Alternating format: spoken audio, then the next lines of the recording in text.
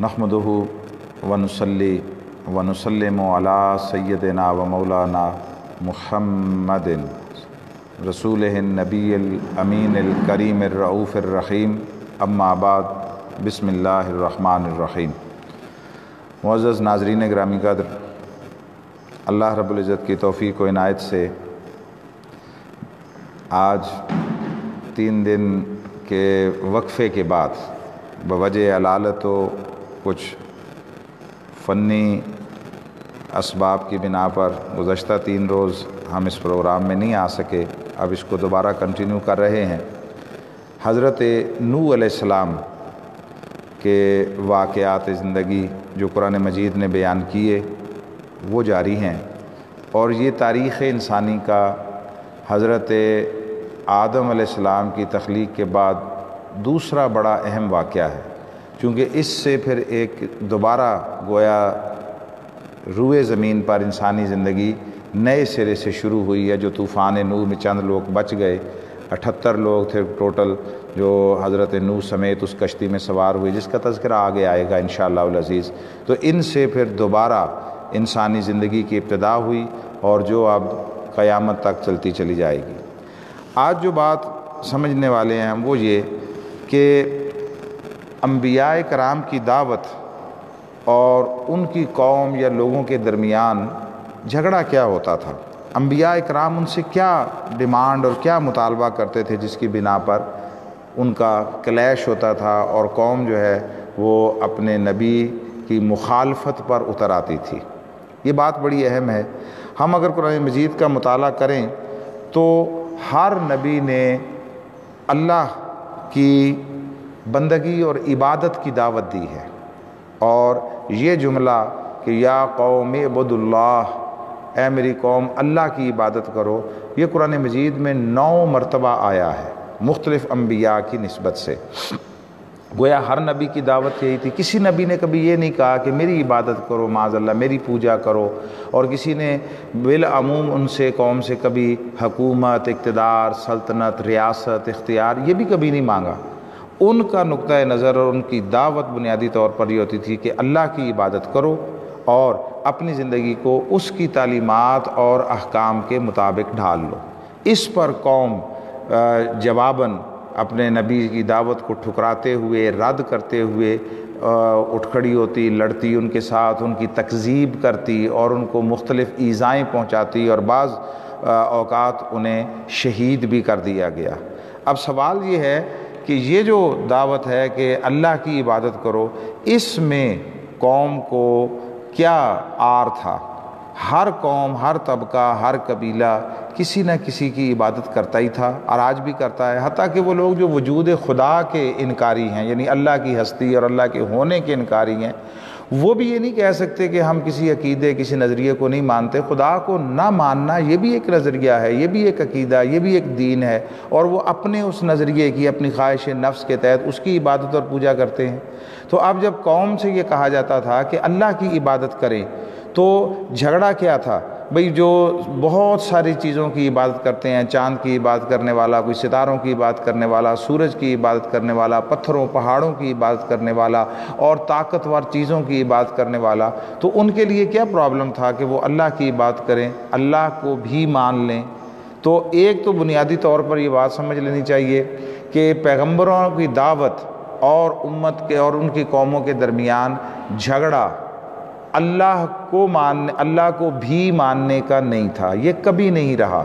अल्लाह को भी मानना ये मसला नहीं था। वो कुरैश मक्का हों, 313 खुदाओं को मानने वाले हों, या आज के बाद कौमें जो सैकड़ों करोड़ों खुदाओं को मानती हैं, तो मसला अल्लाह को भी मानना ये कभी वजह निज़ा नहीं रहा। असल प्रॉब्लम ये था कि अंबिया की दावत ये थी कि सिर्फ़ अल्लाह ही को माना जाए, अल्लाह ही की इबादत की जाए, उसकी बंदगी की जाए, उसके सामने सर झुकाया जाए और उसकी तालीमात को अपनी ज़िंदगी के लिए मशअले राह बनाया जाए। ये एक बुनियादी। ये कहते थे कूलू ला इलाहा इल्लल्लाह, तो इल्लल्लाह तक तो बात बाद में जाती थी, अल्लाह को मानना ये तो बाद में उस तक पहुँचे। असल जहाँ से झगड़ा शुरू हो जाता था, जहाँ से राहें जुदा हो जाती थी, वो बुनियादी तौर पर था ला इलाह।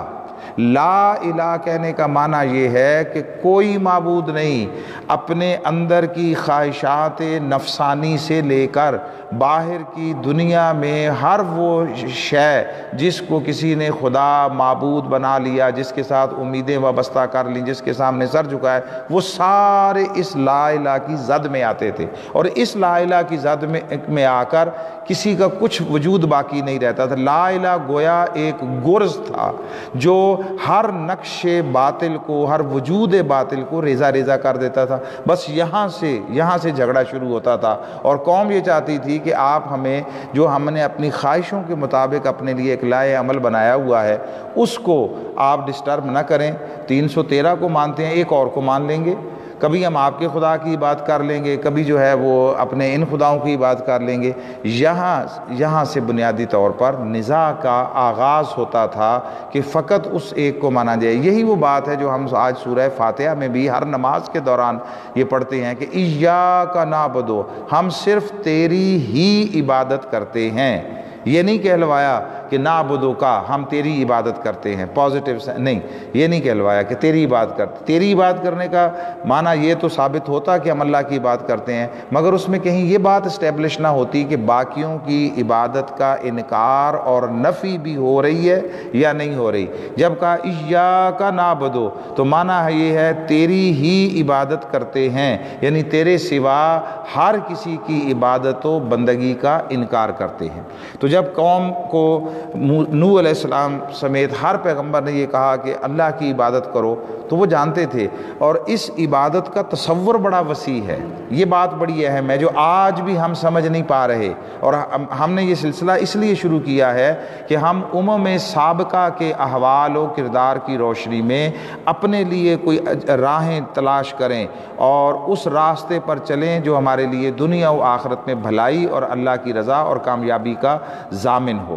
اب یہ جب کہا کہ اللہ ہی کی عبادت کرو، تو عبادت کا تصور وہ نہیں ہے جو آج ہم بھی لیے بیٹھے ہیں۔ وہ قومیں وہ سمجھتے تھے کہ عبادت کا کیا تصور ہے، جیسے ہم نے سمجھ لیا ہوا ہے کہ ہم نے نماز پڑھ لی ہے، عبادت ہو گئی، روزہ رکھ لیا عبادت ہو گئی، قرآن کی تلاوت کر لی یہ عبادت ہو گئی، اور تسبیح کر لی عبادت ہو گئی، نفل پڑھ لے، حج کر لیا، زکوٰۃ دے دی یہ عبادت ہو گئی۔ گویا ہم نے عبادت کو بہت مختصر وقت کے لیے اپنی زندگی میں جگہ دی ہے۔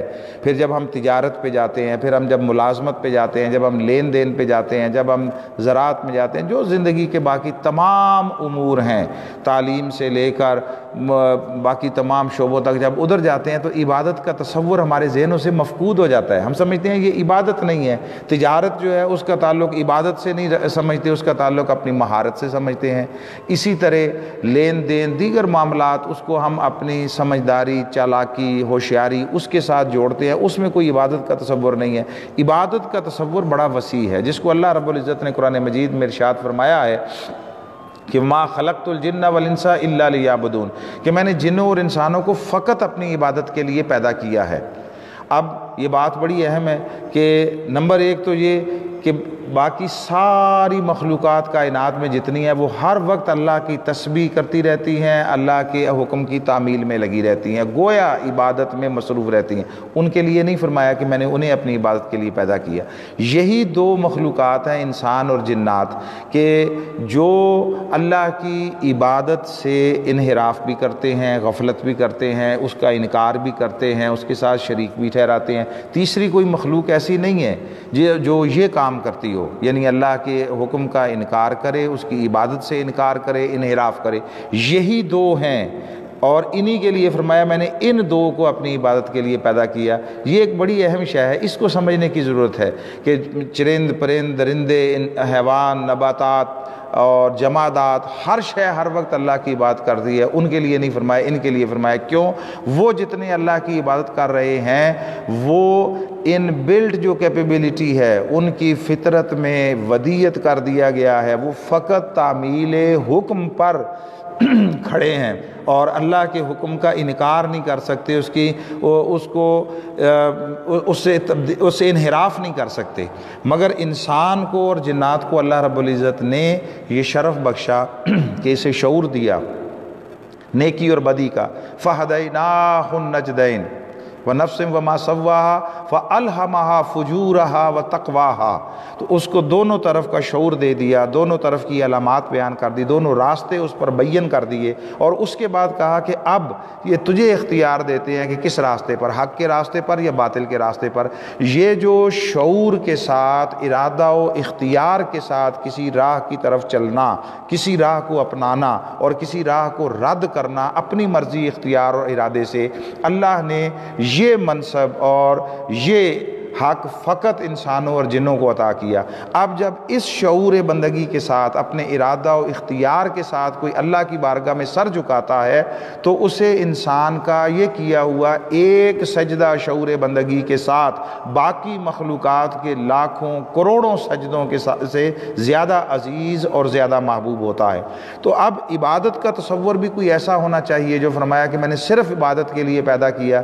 انسان نے سونا بھی ہے، انسان نے روزگار بھی کمانا ہے، انسان نے اپنے دیگر امور زندگی بھی دیکھنے ہیں، معاملات حیات ان کو بھی ٹیکل کرنا ہے۔ تو کوئی ایسا تصور عبادت ہو جو 24 گھنٹے کے ایک ایک لمحے کو محیط ہو، اور وہ ایسا تصور عبادت ہو کہ جس میں سونا، جاگنا، کھانا، پینا اور روزگار، معاش کمانا، یہ سب کچھ عبادت بن جائے۔ وہ تصور ہے کہ جس کو جاننے کے بعد قوموں نے انبیاء کی دعوت کو رد کیا، تکذیب کی، ان کے ساتھ کلیشز ہوئے، ان کی دعوت کو ٹھکرایا اور ان پر تشدد کیا کہ ہم اپنی ساری زندگی اس نادیدہ طاقت کے احکام کے سامنے کیسے جھکا دیں اور کیسے چلیں۔ یہ تھا وہ بنیادی جھگڑا۔ اب جب پیغمبروں نے انہیں بتایا اور حضرت نوح علیہ السلام نے بتایا تو قوموں کے آگے سے عجیب و غریب مطالبات، یہ حضور علیہ الصلوۃ والتسلیم سے بھی ہوتے رہے۔ جب ہم سیرت النبی صلی اللہ علیہ وسلم تک پہنچیں گے تو یہ بات ہوگی۔ تو وہ مطالبے کرتے تھے کہ اچھا آپ اگر اللہ کے نبی ہیں تو پھر آپ ہمارے لیے ایسا کر دیں، پہاڑ سونے کے بن جائیں، خزانے اتر آئیں، آسمان سے نازل ہو جائے۔ حضرت موسیٰ علیہ السلام نے جیسے قوم کے کہنے پر دعا کی تو من و سلوہ بھی اتار دیا گیا سارا۔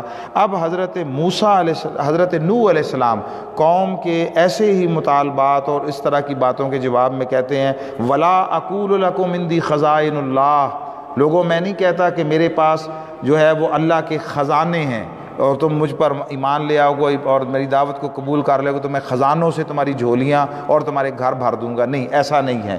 وَلَا أَقُولُ إِنِّي مَلَكٌ، اور نہ میں یہ کہتا ہوں کہ میں کوئی فرشتہ ہوں۔ وَلَا أَقُولُ لِلَّذِينَ تَزْدَرِي أَعْيُنُكُمْ لَن يُؤْتِيَهُمُ اللَّهُ خَيْرًا، اور نہ میں یہ کہتا ہوں کہ ان لوگوں کی نسبت جنہیں تمہاری نگاہیں حقیر جان رہی ہیں کہ اللہ انہیں ہرگز کوئی بھلائی نہ دے گا۔ یعنی ایسا نہیں ہے کہ میں جو کہوں گا ویسا ہوتا جائے گا اور تمہاری خواہشات پوری ہوتی جائیں گی اور زندگی تمہاری بڑی آرام سکون اور اس سے گزرنے لگے گی اور تمہیں کوئی جد و جہد نہیں کرنی پڑے گی۔ نہیں، ایمان لانے کا یہ مطلب ہرگز نہیں ہے، بلکہ ایمان لانے کا معنی یہ ہے کہ آپ اپنی زندگی کو اگلے مرحلہ آخرت کے لیے تیار کرتے ہوئے اس سانچے میں ڈھال دیں جس کو اللہ رب العزت نے فریم کیا ہے۔ اب جو ایک بڑی اہم بات ہے وہ یہ ہے کہ جب حضرت نوح علیہ السلام نے قوم کو متواتر یہ دعوت دیتے رہے تو قوم نے اس کے جواب میں کیا کہا؟ قوم نے کہا قالوا لئن لم تنتہ یا نوح لتکونن من المرجومین، نوح اگر تم باز نہیں آؤ تو تم سنسار کر دیے جاؤ گے۔ مرجومین کے دو معنی بیان کیے گئے ہیں، ایک یہ کہ تمہیں برا بھلا کہا جائے گا، گالیاں دی جائیں گے، دوسرا یہ سنسار کیا جائے گا۔ ابن اساکر نے حضرت ابن عباس رضی اللہ تعالیٰ عنہما سے روایت کی ہے کہ حضرت نوح کی قوم نے آپ کو مار مار کر شدید زخمی کر دیا، آپ کو اونی کپڑے میں لپیٹ کر آپ کے گھر پھینک دیا اور یہ خیال کیا کہ آپ فوت ہو گئے، لیکن آپ اسی حالت میں نکل کر پھر انہیں دعوت حق دینے لگے۔ اب دیکھیے ذرا قوم کا طرز عمل۔ آج اگر کوئی دعوت حق کو ٹھکراتا ہے اور حق بات کرنے والے پر لان تان ہوتی ہے، اس کو برا بھلا کہا جاتا ہے، معاشرے میں اس کی توہین کی جاتی ہے، تو یہ کوئی نئی بات نہیں، یہ پیغمبروں کے ساتھ ہوتا آیا۔ ایک دفعہ ایک بوڑھا شخص جو لاٹھی کے سہارے چل رہا تھا، اتنا بوڑھا اور ضعیف تھا، اس نے اپنے بچے کو بھی اپنے کندھے پر بٹھایا ہوا تھا، تو حضرت نوح علیہ السلام کو دیکھ کر اپنے بیٹے سے کہنے لگا میرے بیٹے دیکھنا اس بوڑھے شخص کے جال میں نہ پھنسنا، یہ تمہیں کہیں دھوکے میں نہ ڈال دے۔ باپ کی بات سن کر بیٹے نے کہا میرے ابا ذرا مجھے نیچے اتارو اور اپنا ڈنڈا مجھے دو۔ باپ نے بیٹے کو اتارا، ڈنڈا اس کے ہاتھ میں تھما دیا۔ اس چھوٹے سے لڑکے نے نوح علیہ السلام کے قریب آ کر آپ کے سر پر ڈنڈا دے مارا، آپ زخمی ہو گئے، خون جاری ہو گیا۔ یہ ماجرا دیکھ کر حضرت نوح نے رب کے حضور التجا کی، اے اللہ تیرے بندے جو میرے ساتھ سلوک کر رہے ہیں اسے تو دیکھ رہا ہے، اے اللہ اگر تو اپنے بندوں کو زندہ ہی رکھنا چاہتا ہے تو انہیں ہدایت دے، یا اپنا کوئی فیصلہ کرنے تک مجھے صبر دے، تو تو بہتر فیصلہ فرمانے والا ہے۔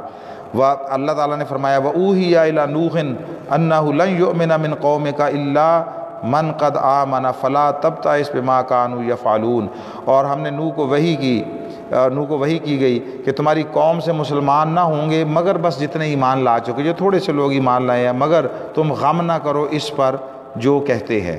حاضرین محترم، بس اس بات پر ختم کرتے ہیں کہ یہ حق اور باطل کا معرکہ ہمیشہ سے چلتا آیا، اہل حق سربلندی حق کے لیے کوشاں رہے، شیطان اپنی چالوں کے ذریعے بندوں کو گمراہ کر کے ان کے راستے کی رکاوٹیں بھی پیدا کرتا رہا اور ان پر ظلم و ستم بھی کرواتا رہا، مگر اہل حق کا شیوہ ہمیشہ یہ رہا کہ وہ معرفت حق کے ساتھ راہ حق پر اور صراط مستقیم پر جو ہے وہ ہمیشہ چلتے رہے۔